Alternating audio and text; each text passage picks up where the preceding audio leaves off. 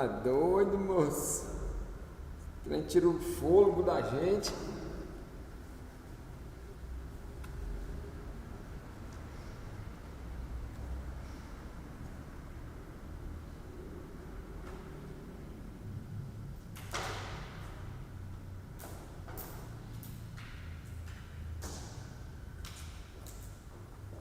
Então nós vamos ter que mexer na eletricidade dessa igreja. A gente podia fazer o aço. O presbítero lá de Campos Belos veio aqui e condenou tudo. Ele pegou um fio, colocou nessas plaquinhas de alumínio aqui e triscou na mesa, saiu faísca. A Adriana esses dias tomou uma lapada aí nessa mesa. Esse barulho quando liga as caixas de som. Falta de aterramento.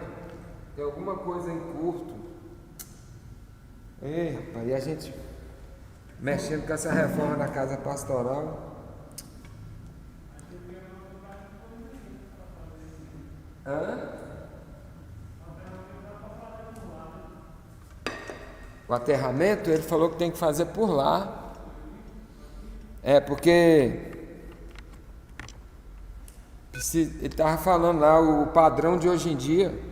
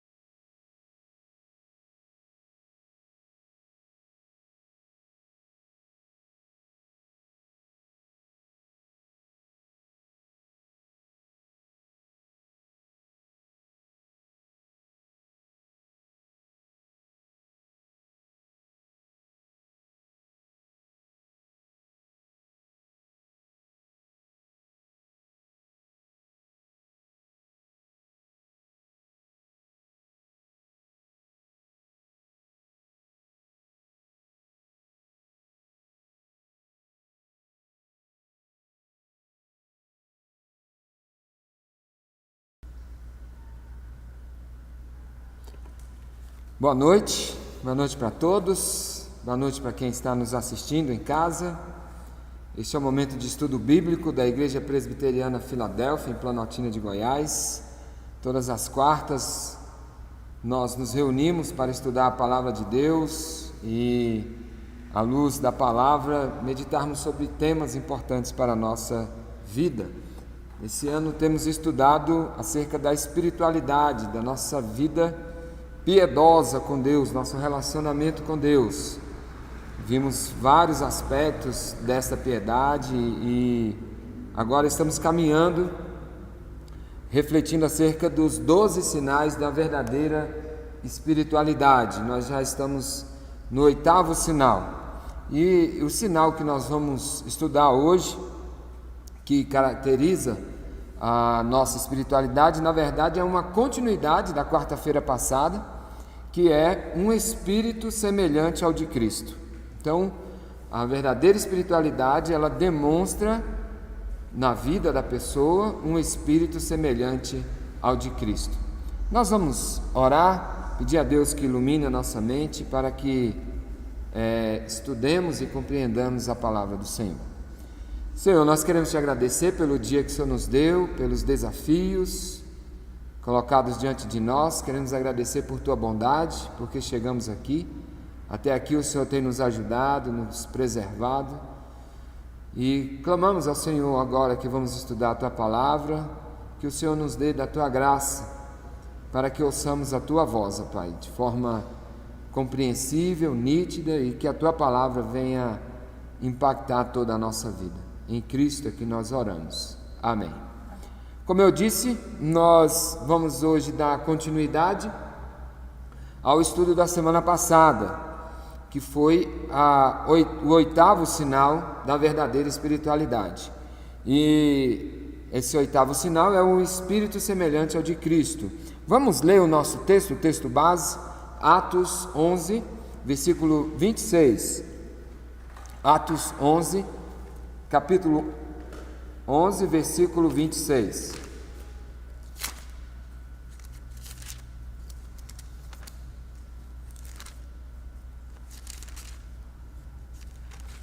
Atos, capítulo 11, versículo 26.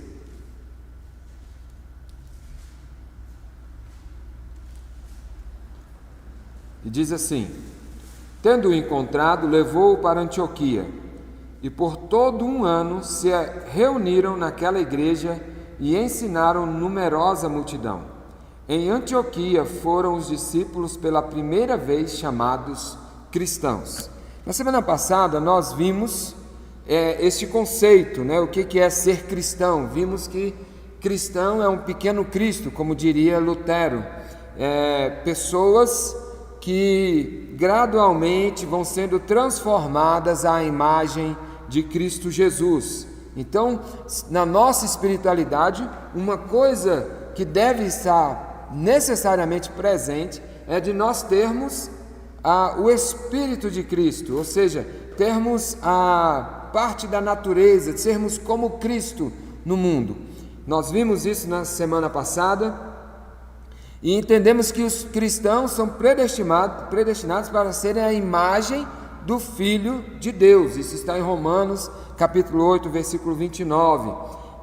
Nós recebemos o Espírito de Cristo, nós somos um em Espírito com Cristo Jesus. Cristo vive em nós cristãos. Então, somente quem é de Cristo tem o Espírito de Cristo. Então, ter o Espírito de Cristo é revestir-se dele, é viver como ele, é pensar com ele. Paulo vai falar que ninguém conheceu a mente de Deus, mas nós temos a mente de Cristo, e Cristo conhece a mente do Pai. Então, ter o Espírito de Cristo é ser semelhante a Cristo. As pessoas devem olhar para nós e enxergar em nós a presença de Cristo. Nós vimos que algumas marcas, algumas características são imprescindíveis para que as pessoas percebam Cristo em nós. E a primeira marca, e alguns estudiosos do passado vão dizer que essa é uma das mais difíceis, é a mansidão. Cristo foi manso, né? Ele mesmo falou: vinde a mim, vós que estáis cansados e sobrecarregados, aprendei de mim que sou manso e humilde, né? Jesus Cristo, ele se apresenta como um cordeiro, uma ovelha que vai para ser abatido, mas ele não reivindica direitos, ele não reivindica justiça, ele simplesmente vai cumprir a justiça que o Pai quer que ele cumpra, né? Então, o autor nos apresentou na semana passada de que essa mansidão está muito parecido com o ser criança. Jesus Cristo fala que se nós não recebermos o reino como uma criança, nós não entraremos nele, né? Das crianças é o reino dos céus. Então, ser como criança, nós termos a mansidão no nosso coração, no sentido de sermos rápidos em esquecer as ofensas, né? É muito interessante nós trazermos à memória essa figura. Duas crianças que têm lá um problema entre si e rapidamente passa um pouco tempo, elas já estão brincando juntas novamente, né? Um adulto tem dificuldade para fazer isso, né? Por isso que pais não podem entrar em briga de criança em hipótese alguma, porque dentro de poucos minutos a criança já esqueceu e os pais ficam lá emburrados, né? Com menos maturidade do que a criança ainda, né? Ter um coração ensinável, né? Então, quando é criança, tem um coração ensinável, pronto para aprender, ouve, né? Claro que tem uns momentos de teimosia, aquela coisa toda, porque são pecadores, mas o coração da criança é um coração ensinável, que aprende muito mais. Na medida que a gente vai envelhecendo, a gente vai ficando mais difícil de aprender as coisas, a gente não quer aprender muito as coisas, né? Uma outra característica dessa mansidão que caracteriza o cristão, que o autor pega da figura da criança, é a questão de não ter o ressentimento quando for disciplinado. Imagina se toda vez que o pai disciplina a criança de uma forma mais veemente, né? Essa criança não falar mais com o pai, assim por diante. Então, o coração da criança, por misericórdia de Deus, é um coração mais manso do que o nosso. Então, nós vimos tudo isso, né? O manso, ele sabe lidar com a sua ira, ele não permite que a ira pecaminosa tome conta do seu coração, ele sabe que ele não pode calar-se diante do que é errado, do que é mal, ele sabe que não pode calar-se diante daqueles que se levantam contra o Evangelho, mas ele não faz desse movimento, dessa sua ação, desse seu zelo, uma ocasião para a ira pecaminosa, para extravasar o seu pecado, né? Nós vimos semana passada que Jesus Cristo é esse exemplo de mansidão, né? O manso é aquele que ama incondicionalmente, é aquele que ama mesmo quando discorda. O manso é aquele que ama ao ponto de ajudar, mesmo quando alguém lhe prejudica.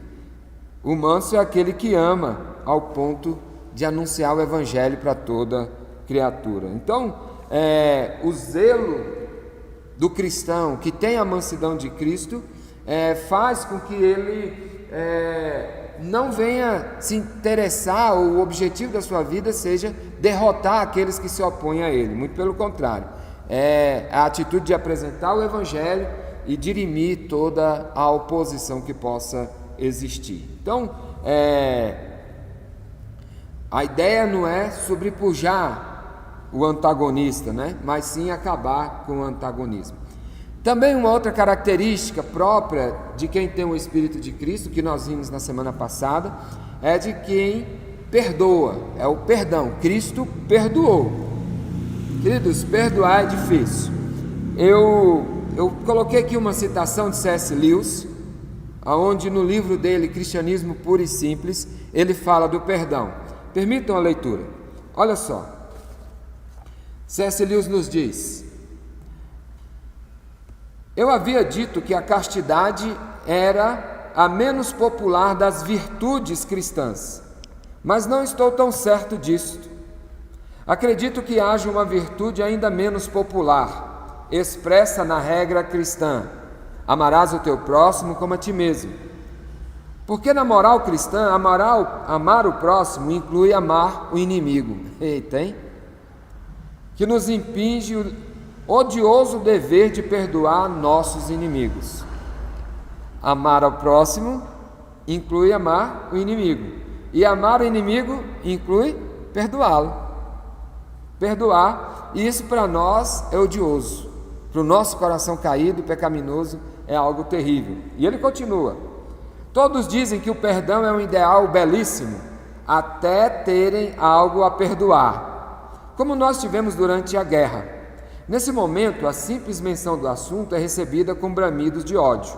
Não é que as pessoas julguem esta virtude muito elevada e difícil de praticar. Julgam-na, isto sim, odiosa e desprezível. Essa conversa nos dá nojo, algumas pessoas dizem, segundo C.S. Lewis. E metade de vocês já deve estar querendo me perguntar: e se você fosse judeu ou polonês, perdoaria a Gestapo? Né? Então, o que C.S. Lewis está falando? Se você fosse um judeu, você perdoaria os nazistas opressores? Os nazistas que torturaram, mataram, espoliaram, né? Para o nosso coração humano, sem Cristo, falar de perdão nesse contexto traz náusea. Mas, em sendo como Cristo e possuindo o Espírito de Cristo, o que é que o perdão diz para nós? Não é? Porque, queridos, Jesus Cristo nos fala que amar aqueles que nos amam, que nos fazem bem, isso é fácil, até os ímpios fazem isso. Tem nada de novo, digamos assim. Agora, amar quem nos odeia, quem nos persegue, e nós vimos que amar implica perdoar, aí a coisa pega mais para o nosso lado, não é assim? Então, ter o Espírito de Cristo, além de ser manso, é ter a capacidade de perdoar. Tá?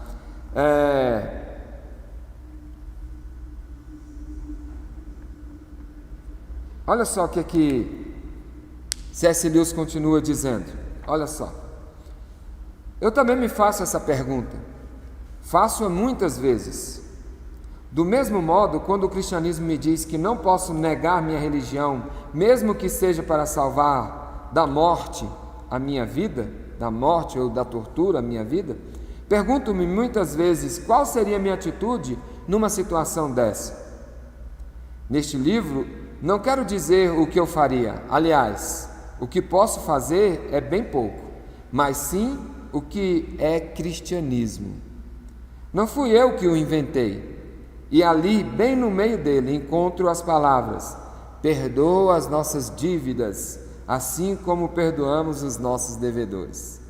Não há a menor insinuação de que exista outra alternativa de obtermos perdão. Está perfeitamente claro que se não perdoarmos, não seremos perdoados. Não há alternativa.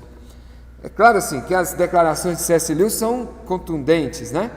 Mas o que nós temos que entender é que o perdão não é uma alternativa para nós cristãos. O perdão é uma característica própria de quem vive com Cristo, de quem possui o Espírito de Cristo, que quem procura viver semelhante a Cristo. Então, ter o Espírito de Cristo é perdoar como Cristo perdoou. Aí nós temos que lembrar que Cristo perdoou os seus executores, ainda sofrendo a execução, a tortura deles. Lembra a oração de Jesus Cristo? Orando pelos seus executores, ele fala: Pai, perdoa-lhes. Jesus Cristo clama ao Pai por eles. Então, ele os perdoou enquanto eles o matavam.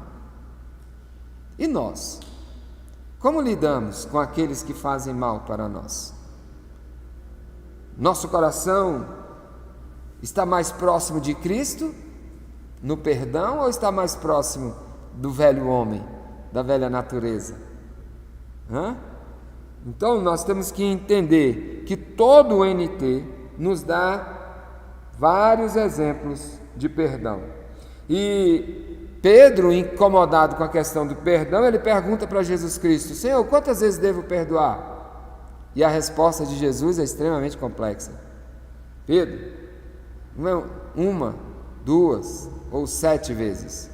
Deve perdoar 70 vezes 7. Complexo isso. Nós vimos isso na semana passada. Na semana passada nós lemos a história de Corrie ten Boom, né? Ela que estava pregando numa igreja, e aí ao término do culto, se despedindo, vem um homem, fala com ela, e aquele homem tinha sido um dos torturadores nazistas, né, que era um dos guardas lá do campo de concentração que ela havia ficado. Lembram da luta dela? No primeiro momento ele estendeu a mão e ela não quis falar, e ela ali, no lapso de instantes, ela ora ao Senhor e mais uma vez não consegue estender a mão, e até que numa terceira vez ela clama ao Senhor e estende a mão, e ela disse que aquilo ali foi um alívio, tirou um peso dos ombros dela, né? Então essa é a história dela, né? Queridos, nós vimos na semana passada que todas as pessoas necessitam de perdão, todas as pessoas necessitam de perdão, começando por nós. Todos nós necessitamos de perdão, e todos carecemos da glória de Deus. Se eu necessito o perdão e me alegro com o perdão de Deus, por que eu não perdoo o meu próximo? É essa a pergunta que está na parábola lá do credor incompassivo, né? Ele recebeu o perdão de uma dívida enorme, impagável, e simplesmente queria cobrar qualquer custo, né, de uma pessoa que devia para ele algo bem menor quantidade. Então, nós vimos tudo isso. Vimos que todos necessitam de perdão, assim como nós precisamos de perdão. Então, Jesus Cristo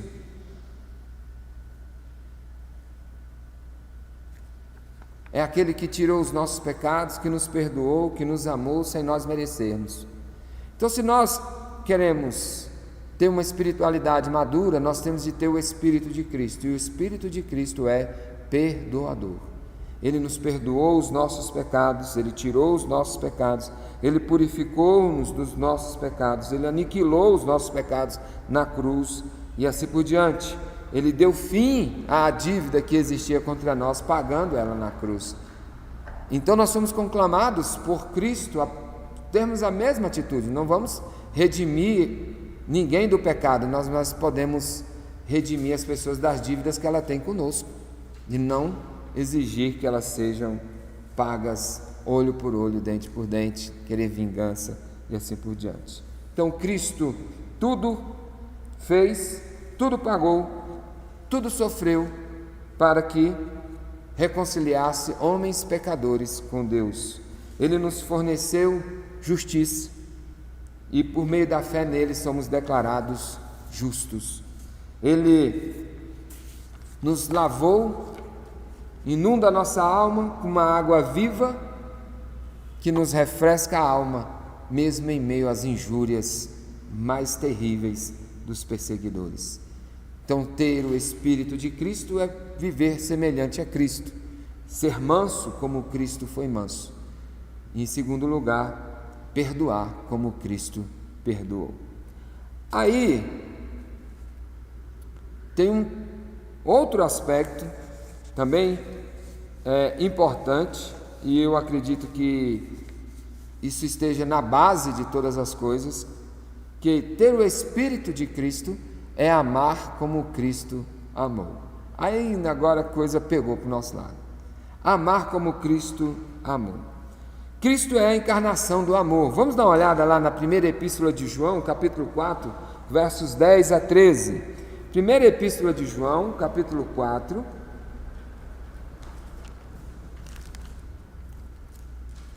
Primeira epístola de João,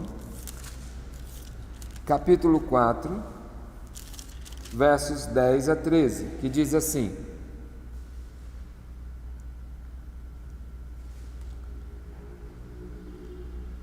Nisto consiste o amor, não em que nós tenhamos amado a Deus, mas em que Ele nos amou e enviou o Seu Filho como propiciação pelos nossos pecados. Amados, se Deus de tal maneira nos amou, como que Ele nos amou? Nos dando Jesus, né? Devemos nós também amar uns aos outros. Ninguém jamais viu a Deus. Se amarmos uns aos outros, Deus permanece em nós e o seu amor é em nós aperfeiçoado. Nisto conhecemos que permanecemos nele e ele em nós, em que nos deu do seu Espírito. Se temos o Espírito de Cristo, o Espírito Santo, somos conclamados a amar, porque Cristo é a encarnação, a manifestação do amor de Deus. O amor, queridos, é a principal semelhança a Cristo. E Jesus Cristo falando com os seus discípulos, qual é a característica que ele disse que deve existir em nós, que vai nos fazer ser reconhecidos como seus discípulos? É o amor. Vamos lá? Evangelho de João, capítulo 13, versículo 35. Evangelho de João,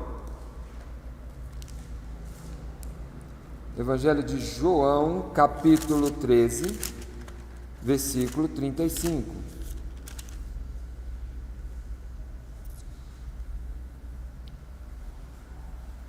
Nisto conhecerão que sois meus discípulos, se tiverdes amor uns aos outros. Nisto conhecerão que sois meus discípulos, se tiverdes amor uns aos outros. O que nos caracteriza como crentes não é a forma de vestir, não é o linguajar, não é nada disso. O que nos caracteriza como crentes, o que caracteriza essa igreja como uma igreja verdadeiramente cristã, é o amor que nós praticamos uns com os outros. E aí, queridos, talvez seja aí a raiz das nossas dificuldades. É na falta de amor que é por causa da falta de amor que nós encontramos dificuldade de sermos mansos. É por causa da falta de amor que nós encontramos dificuldade de perdoar. Porque se nós amássemos de fato uns aos outros, como Cristo nos amou, como Deus nos amou, o amor ágape, incondicional, nós não teríamos dificuldades em sermos mansos, de não ficarmos levando uma vida beligerante, brigando, né?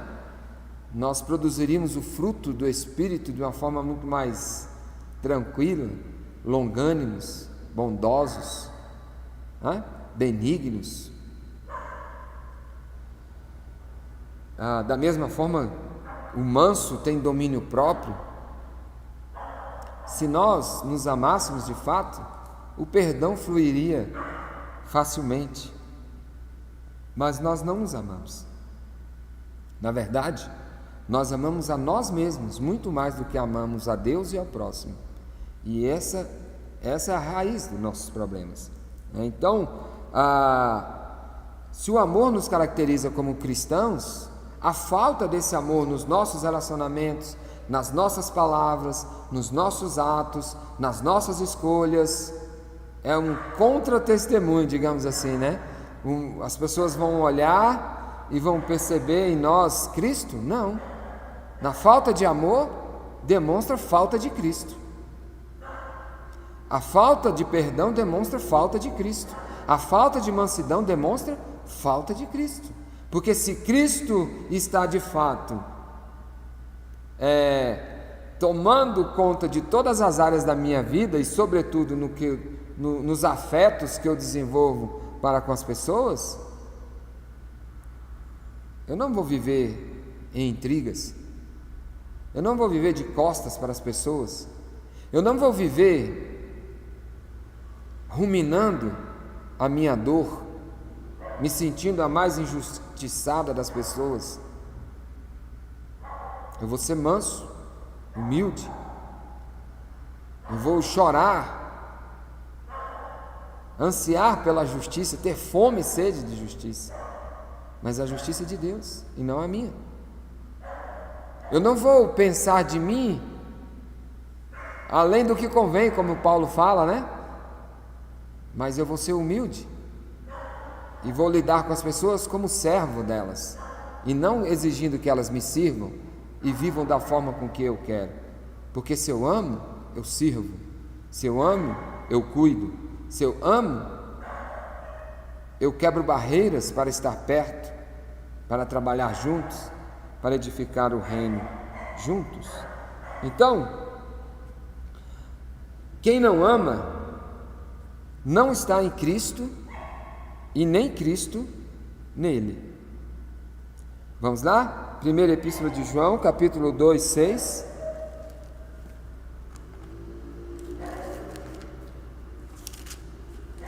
Primeira Epístola de João, capítulo 2, versículo 6.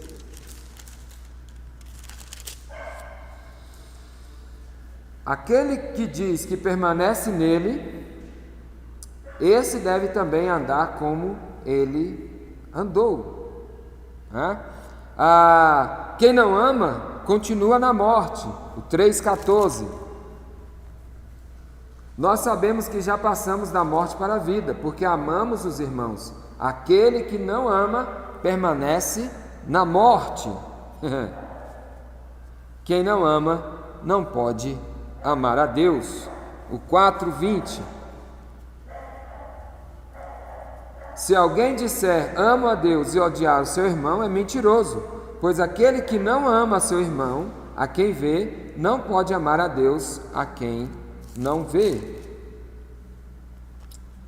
Então, queridos, nós temos que entender que a verdadeira espiritualidade é ter o Espírito de Cristo, e ter o Espírito de Cristo é ser manso, perdoador e, sobretudo, alguém que ama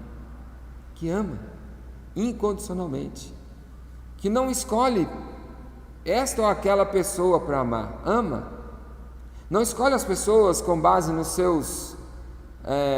suas características, seus predicativos, não fica escolhendo, elegendo quem é digno do seu amor, porque se Deus fizesse isso conosco, não experimentaríamos o amor de Deus em hipótese alguma. Então o amor é um compromisso. O amor é muito mais do que sentimento. O amor nos distingue entre sermos cristãos falsos ou verdadeiros, porque onde não há amor, não há coisas boas. Por mais que sejam talvez valiosas, grandiosas, mas se não tiver amor, não tem valor algum. Nós vamos ver isso mais para frente. Então, nós temos que entender que o amor é mandamento. Lá em João, no Evangelho de João, capítulo 15, versículo 12, nós temos o resumo da lei, não é isso? Amarás o Senhor teu Deus de todo o teu coração, todo o teu entendimento, toda a tua alma, e amarás o teu próximo como a ti mesmo. É mandamento. E, na verdade, ele é o resumo, né, dos mandamentos, da lei de Deus. Porque se eu amo a Deus, de fato, eu não vou ferir a santidade de Deus, pecando contra Deus. Se eu amo o próximo, de fato, eu não vou feri-lo das diversas formas que eu posso ferir uma pessoa. Então, como eu disse, amor não é sentimento, pode até envolver sentimentos. Eu não tenho que esperar gostar de alguém para amá-lo, não tem nada a ver uma coisa com a outra. Eu não tenho que esperar me dar bem com a pessoa para poder amá-la, eu tenho que amá-la. E amar é nutrir sentimentos verdadeiros. Amar é nutrir o desejo de que aquela pessoa esteja bem. Amar é agir para que aquela pessoa esteja bem, não obstante quem ela seja. Amar é não olhar os erros. Volto a falar, porque se Deus leva em consideração a nossa ignomínia, o nosso pecado, a nossa perversidade, como que Deus nos amaria? Mas Ele nos amou primeiro, e nós o amamos porque Ele nos amou primeiro, não é assim? Então, o amor é o resumo de ser como Cristo. Deixa eu tentar explicar. João vai falar que Deus é invisível, e quando nós amamos uns aos outros, o amor de Deus é aperfeiçoado em nós. A forma que eu interpreto esse texto é mais ou menos assim: as pessoas, nós não conseguimos ver Deus, Deus é Espírito, não é assim? Não conseguimos. Mas quando nós, a partir da ação do Espírito Santo, à luz da palavra, buscando ser semelhante a Cristo, nós nos amamos, é como se eu estivesse tornando Deus visível na vida daquela pessoa. Quando eu estendo a mão e cuido, quando eu, em vez de bater, eu perdoo, em vez de abandonar, eu me aproximo, quando eu, em vez de ficar murmurando, reclamando, alimentando raiz de amargura, eu perdoo, quando, em vez de eu ficar esperando que a pessoa mude, né? Mas eu, por amor, eu mudo. A pessoa vai olhar para mim e vai falar: opa, tem alguma coisa diferente nessa pessoa. E o que é diferente? É Cristo em nós, é o Espírito Santo de Deus em nós, É este o padrão do amor cristão. Não é frouxidão moral, quem faz alguma coisa errada precisa ser tratado, né? Mas nós devemos desenvolver a capacidade de falar a verdade em amor, de mesmo querendo que a justiça seja feita, nós não alimentarmos ódio e repulsa em relação à pessoa que nós discordamos e que talvez tenha nos prejudicado. O amor mexe com as nossas vísceras. Thomas Kemp disse o seguinte: Deus dá mais importância a quanto amor você coloca em seu trabalho do que quanto trabalho você acaba fazendo. Já parou para pensar nisso? Não adianta eu fazer grandes coisas se eu não amo. E é por isso que Paulo, no capítulo 13 da sua carta aos Coríntios, da primeira carta aos Coríntios, ele, depois de no capítulo 12, falar dos dons, da perspectiva orgânica, né, da igreja como um corpo, aí ele termina o capítulo 12 e vai falar assim: mas deixa eu explicar uma coisa para vocês, eu vou mostrar para vocês um caminho sobremodo excelente. E ele começa: ainda que eu fale a língua dos anjos. Vamos abrir lá para nós rapidamente darmos uma passeada nesse texto. 1 Coríntios 13. 1 Coríntios 13.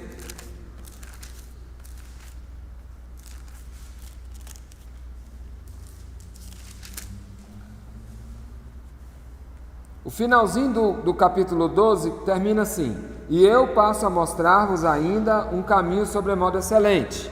E aí ele vai: ainda que eu fale a língua dos anjos, dos homens e dos anjos, se não tiver amor, serei como bronze que soa, ou como símbolo que retine. Ainda que eu tenha o dom de profetizar e conheça todos os mistérios e toda a ciência, ainda que eu tenha tamanha fé a ponto de transportar montes, se não tiver amor, nada serei. Então, de imediato aqui, o amor deve ser a motivação primeira das nossas coisas.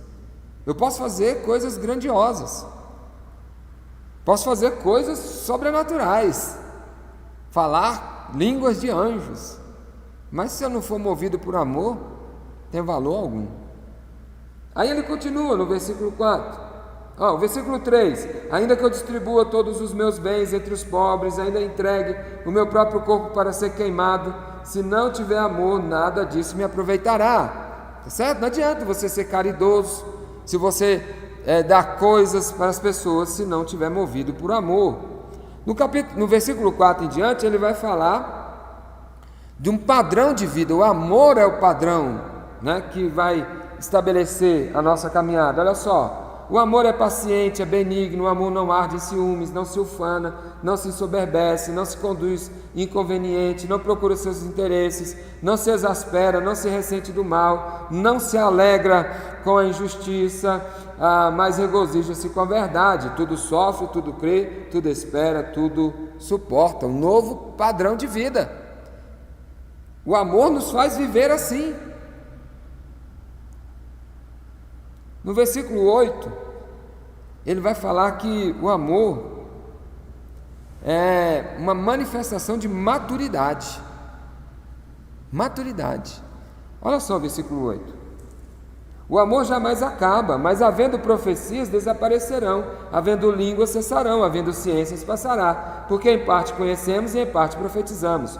Quando, porém, vier o que é perfeito, então o que é em parte será aniquilado. Quando eu era menino, falava como menino, sentia como menino, pensava como menino. Quando cheguei a ser homem, desisti das coisas próprias de menino.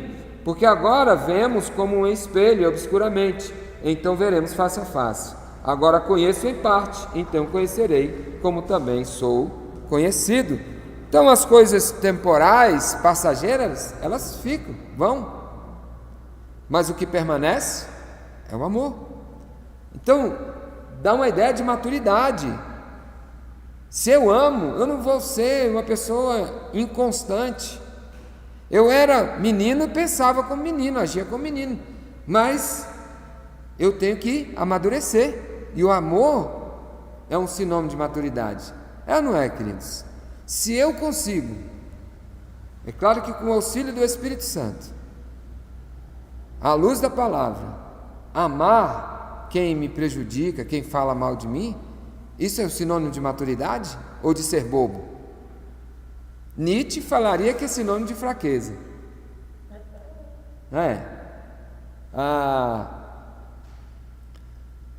Hitler falaria também que era sinônimo de fraqueza. Mas nós amamos. Isso é sinônimo de força. É a força do Espírito que está em nós que nos faz amar incondicionalmente. É sinônimo de maturidade espiritual, de maturidade no relacionamento com Deus, de Espírito de Cristo em nós, O último aspecto que Paulo fala no último versículo do capítulo 13, versículo 13, ele fala: agora, pois, permanecem a fé, a esperança e o amor. Estes três, porém, o maior destes é o amor. Então, o amor como reflexo da eternidade, porque Deus é amor. E se nós permanecemos no amor de Deus, o amor reflete a eternidade do Deus que nós servimos, a eternidade da nossa vida com Deus, a eternidade. Não ficaremos presos às picuinhas dessa vida, queridos, é isso. Se os meus olhos estão ligados à eternidade, ao eterno, se o meu coração pertence ao eterno, se o meu coração está em Cristo e Cristo está em meu coração e eu procuro viver uma vida semelhança de Cristo, eu não vou viver apegado às dificuldades de relacionamento, às dificuldades de viver neste mundo caído e tenebroso. Os meus olhos estarão fitos em algo muito maior. Não estou falando de alienação, mas movido pelo senso da eternidade, eu enfrento os problemas dessa vida, movido pela certeza de que o Deus que é justo, verdadeiro e santo está conduzindo tudo para um desfecho maravilhoso. Eu não viverei apegado, não viverei aflito. O amor me faz ter maturidade e ter um senso da eternidade. O amor não é algo de boca para fora, deve ser expresso no nosso dia a dia. E se tem uma coisa interessante para provar o amor, são as dificuldades. É ou não é? E quanto mais complexa a situação, mais poderosa é a prova, O autor do livro, ele fala do ácido que testa, Ele cita Bonhoeffer falando dessa perspectiva do ácido nítrico, que quando em contato com metal denuncia a impureza. Quanto maior o problema que você enfrentar, mais poderoso esse problema será para revelar a sua capacidade de amar. Já parou para pensar nisso? E nós temos que passar no teste. E os testes são as lutas, as provações da vida, os problemas no relacionamento que surgem no dia a dia. Porque se eu falo de amor, eu estou falando em relação a alguém. Não adianta eu falar que eu amo sem ter o objeto do meu amor, concorda? E o objeto do meu amor é o próximo. E Jesus Cristo, quando deu o exemplo do próximo, ele falou do bom samaritano, que cuidou, que zelou, que não levou em consideração quem era que estava ali na estrada, largado à morte. Ele simplesmente deu o que ele tinha, deu o melhor para aquela pessoa ser cuidada. Então, o amor nos leva a isso. E as circunstâncias da vida são ótimas para testar o quilate do nosso amor, testar a pureza desse amor,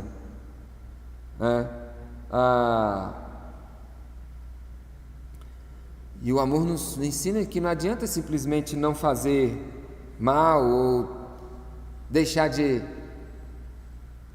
tratar mal um inimigo, mas nos manda agir em favor dele.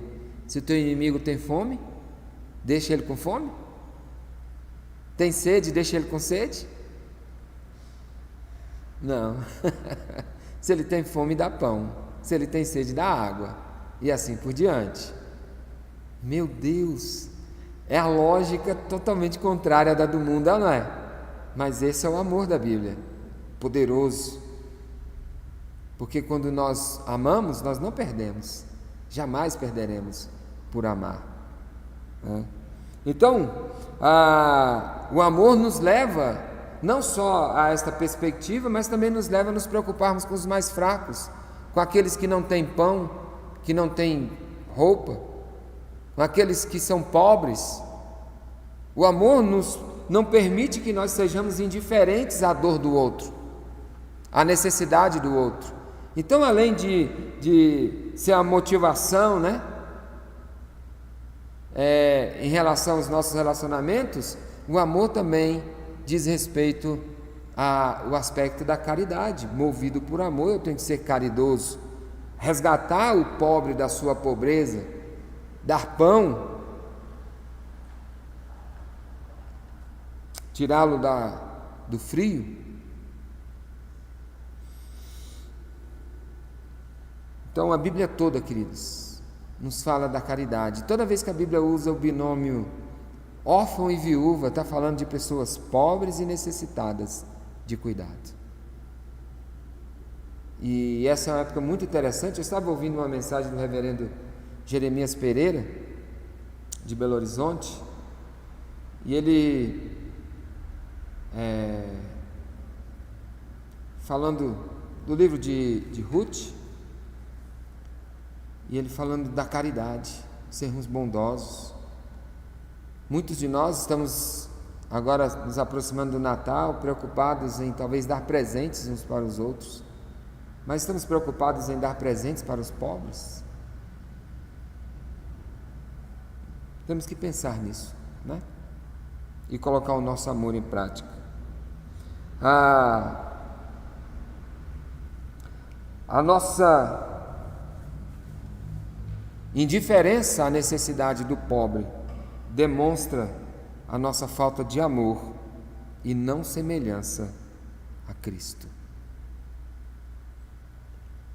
Cuidar dos mais fracos é demonstrar amor a Cristo. Então, se queremos ter uma espiritualidade verdadeira,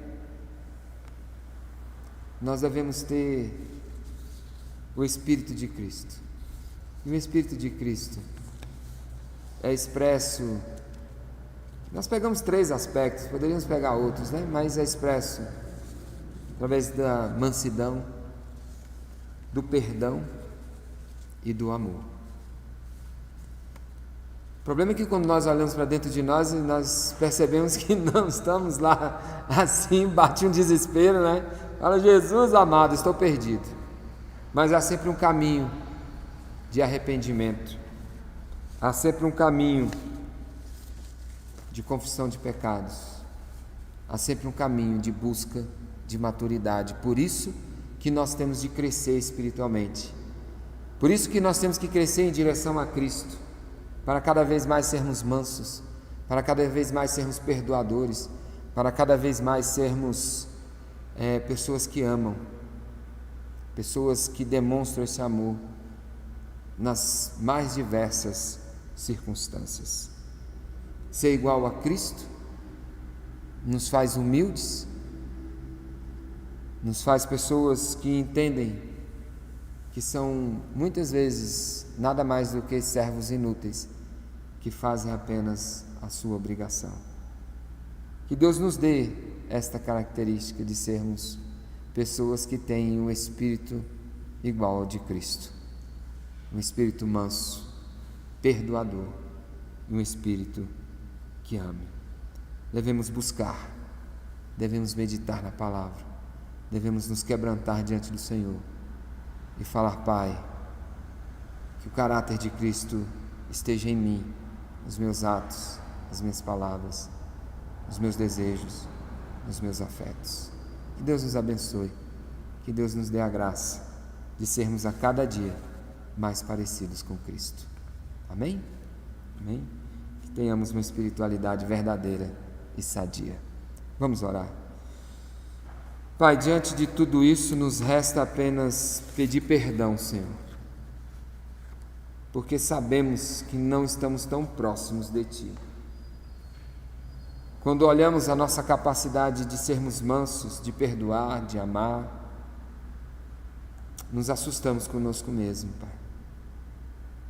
Nos assustamos com o quanto nós somos vis, duros, vingativos, murmuradores, insatisfeitos, irados, rancorosos, indolentes,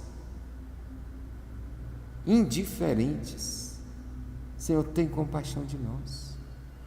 Ó Deus, só o Senhor para nos amar, mesmo nós demonstrando características tão terríveis. Vem, Senhor, operar em nossas vidas, cada vez mais, para que cada vez mais sejamos parecidos com Cristo, para que cada vez mais sejamos mais próximos de Cristo. Ó Deus, opere um milagre em nós. Senhor, também queremos aproveitar esse momento e clamar por Tua igreja.